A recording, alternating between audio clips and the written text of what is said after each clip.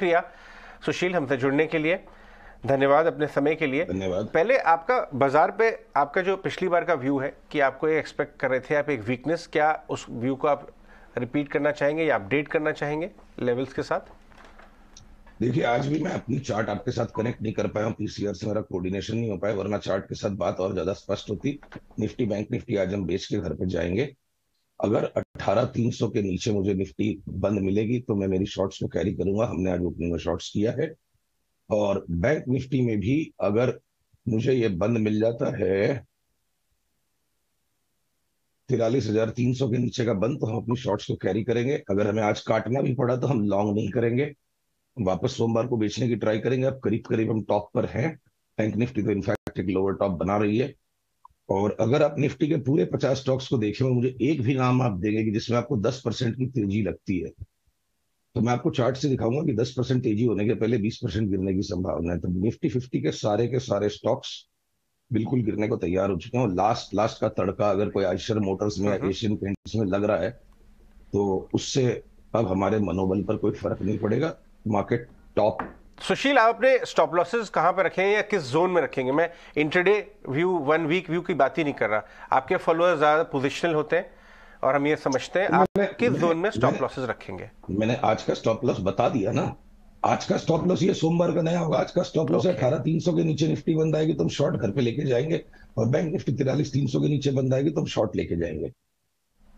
ठीक है। और बड़ा विचित्र बाजार है। लार्ज कैप्स में 15 से 25% तक की गिरावट की जगह दिखती है, और वहीं हमें दुनिया भर के बी ग्रुप के अभी भी स्टॉक्स दिखते हैं जो यहाँ से लेके 3 गुना 4 गुना ऊपर हम बेचेंगे। तो हम दोनों काम कर रहे हैं। ओके, ठीक है। मॉर्निंग सुशील, आप अपने वही व्यू को मेंटेन कर रहे हैं, तो ऐसे में आपके स्पेसिफिक लॉन्ग आइडियाज या फिर आपके स्पेसिफिक शॉर्ट आइडियाज क्या होंगे? अब देखिए, अगर मेरे को लगता है बीपीसीएल भी 315 तक गिर जाएगा तो मैं उसको शॉर्ट की लिस्ट में इसलिए नहीं रख रहा हूं। इस भाव से 315 तक गिरने वाला बीपीसीएल तो काफी फॉल हो गया। फिर भी मैं उसको इसलिए शॉर्ट लिस्ट पे नहीं रख रहा हूं कि 315 होने के बाद मेरे को बीपीसीएल लगता है वापस 450 हो जाएगा। तो इतने सारे स्टॉक से काश मैं आपको चार्ट दिखा सकता, एक सीधी लकीर में भी बीपीसीएल गिरेगा और फिर भी हम इसे शॉर्ट नहीं करेंगे, क्योंकि अगली चाल को खेलने के लिए हमें जगह बाकी रखनी है। तो उदाहरण के तौर पर मैंने आपको ये बात बताई, अडानी के ग्रुप के स्टॉक्स को मान लीजिए हम शॉर्ट नहीं करेंगे, बाकी इंडेक्स पे आपको जो बेचना है बेच दो। ये रिलायंस भी 10-15% घट जाएगा, और अगर आयशर मोटर्स भी वापस 20% घट जाएगा तो मुझे कोई आश्चर्य नहीं। आईटी के स्टॉक्स मुझे लगता है सबसे कम घटेंगे। लार्ज बैंक से आईसीआईसीआई बैंक, एसबीआई सबसे ज्यादा घटेंगे। डॉक्टर रेड्डीज में तो मुझे लगता है कि एक लॉन्ग टर्म का रिवर्सल हो चुका है। सन फार्मा अपनी long term up trend line को तोड़ चुका है। कहां तक ये नीचे चले जाएंगे मैं भी अनुमान नहीं लगाना चाहता। आप अगर डीवीज लैब की बात करो, 5200 से हम लगातार 2200 के कॉल को मेंटेन कर रहे हैं, बीच बीच में time to time take profit. और मुझे लगता है एक आखिरी फॉल इसका 3200 से 2200 का शुरू हो गया है। तो ये 25-30% गिर जाने वाले बहुत सारे छोटे स्टॉक्स भी है इंडेक्स के अंदर ही, और इंडेक्स के बाहर एफएनओ में तो दुनिया भर के स्टॉक्स हैं। तो ये प्रश्न का उत्तर ज्यादा सरल होगा कि क्या एफएनओ में कोई भी स्टॉक आप लेना चाहेंगे? तो अभी तो कुछ नहीं लेना है। थोड़ा घटने के बाद क्या पता हम आईटी में वापस बाइंग शुरू कर दे। अरे आपका बजाज ऑटो 30% गिर जाएगा, बजाज फिनसर, बजाज फाइनेंस कहां तक गिर जाएंगे। मैं नीचे का लेवल अभी बनाना नहीं चाहता। देखते हैं 16,200 पे निफ्टी रुकती है या 15,200 पे रुकती है, और इसको टुकड़े टुकड़े में खेलना पड़ेगा। अगर आज स्टॉप लॉस लग गया तो फिर दोबारा सोमवार को सौदा बनाएंगे। बट एक ग्रुप में जो जी में आए बेच दीजिए, आईटी को छोड़ के। सुशील, आप जो बात बोल रहे हैं वो काफ़ी गंभीर है और काफ़ी महत्वपूर्ण बात भी है। इस चलते हुए मार्केट के अंदर इस तरह का करेज रख के बोलना कि देखिए 16,000 भी आ सकते हैं निफ्टी, बहुत बड़ी बात है। अब आप मेरे को ये बता सकते हैं कि सर मिड कैप भी फिर तो धराशायी हो जाएंगे। अगर बड़े शेयरों को टूटना है, फिर एक काम करें तो जिनके पोर्टफोलियोज में जहाँ जहाँ भी अच्छे अच्छे प्रॉफिट्स पड़े हैं, आपकी बात को ध्यान में रखते हुए कुछ कुछ बुक कर लेते हैं, तो ट्रेलिंग स्टॉप लॉस लगा देते हैं। फिर ट्रेलिंग स्टॉप लॉस तो खैर हमेशा लगाना चाहिए, पर ये assumptions जो है ना, ऑल ऑफ अस, हम सबकी समस्या जीवन में भी और बाजार में भी, दोनों में, ये नहीं है कि हम में से कोई भी बुद्धिमान कम है। समस्या ये है कि हम बुद्धि को जितना लगाने की जरूरत है उससे ज्यादा लगा बैठते हैं। ये एक मानवीय विडंबना है। तो हम सब जरूरत से ज्यादा इंटेलिजेंट हैं, और दुनिया भर के स्टॉक्स ऐसे में लगातार आपको 3 सप्ताह से बोल रहा हूं।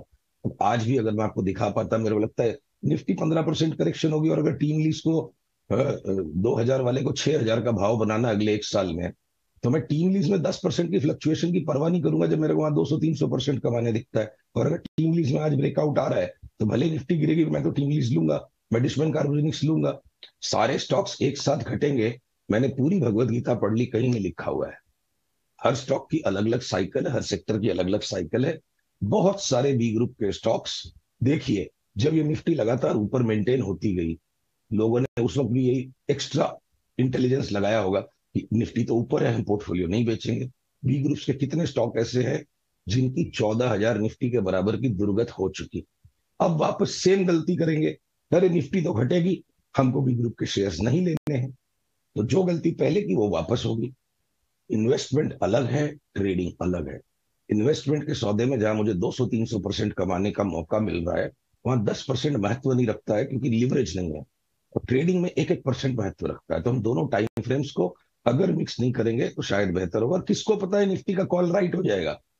अगर मेरे पास बी ग्रुप का हाई बीटा पोर्टफोलियो जिसमें मुझे सस्टेन्ड अपसाइड बीटा दिखता है, उसके सामने मैं निफ्टी बैंक निफ्टी शॉर्ट करता हूँ, अगर मैं बैंक निफ्टी में रॉन्ग भी हो जाऊंगा तो वहां 5% लगेगा, उधर दूसरा पोर्टफोलियो 30% कमा लेगा। तो हम काफी सिलेक्टेड हैंडपिक्ड स्टॉक्स का पोर्टफोलियो एक्यूमुलेट करते गए, चाहे वो बिरला सॉफ्ट हो, बायोकॉन हो, अब हमने उसमें टीम लीज भी ऐड कर दिया, डिशमन कार्बोजेनिक्स, और ऐसे स्टॉक्स में आपको लगातार पिछले 2 महीने से कहते जा रहा हूँ। तो हम उन स्टॉक्स को छोड़ेंगे नहीं जब तक उनके ट्रेलिंग स्टॉप्स लगेंगे नहीं। कैश में कंटिन्यूअसली फुल्ली इन्वेस्टेड, और इंडेक्स हैवीवेट स्टॉक्स में हम अगले 1-1.5 महीने के लिए 10-15% नीचे का कमाने की कोशिश करेंगे।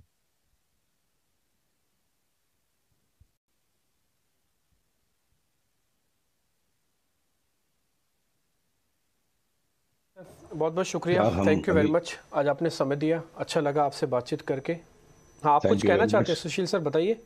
नहीं, मैं बस देख रहा था कि कहीं अभी कनेक्टेड है कि नहीं। कृपया क्षमा कीजिएगा, थोड़ा ले लेंगे, आप नहीं भी बोलेंगे तब भी हम जबरदस्ती आपसे थैंक यू ले ही लेंगे। थोड़ा माफ कर दीजिएगा, गला ज्यादा बैठा हुआ है। आप अपने गले का भी ध्यान रखिए सर, आपका गला खराब है। आज सैटरडे संडे आप गार्गल वगैरह कीजिए आराम से। मंडे आपसे वापस एक बार फोन करके पता कर लेंगे आपके गले का कैसी तबीयत है आपकी। बहुत बहुत शुक्रिया sir, thank you very much. अच्छा लगा आपसे बातचीत करके। आपकी टाई भी काफी अच्छी जम रही है आज, तो लाल होने वाला है सब कुछ। तो इसीलिए लाल टाई पहन रखी है। हम तीनों ने लाल टाई पहन रखी है। देखिए कंसेंसस व्यू है। तो बिल्कुल ब्रह्मा विष्णु महेश मिल गए, हो गए। चलिए, बहुत बहुत शुक्रिया। जब भी आते हैं सुशील जी अपनी डिफरेंशिएटेड व्यू से समा बांध देते हैं, लेकिन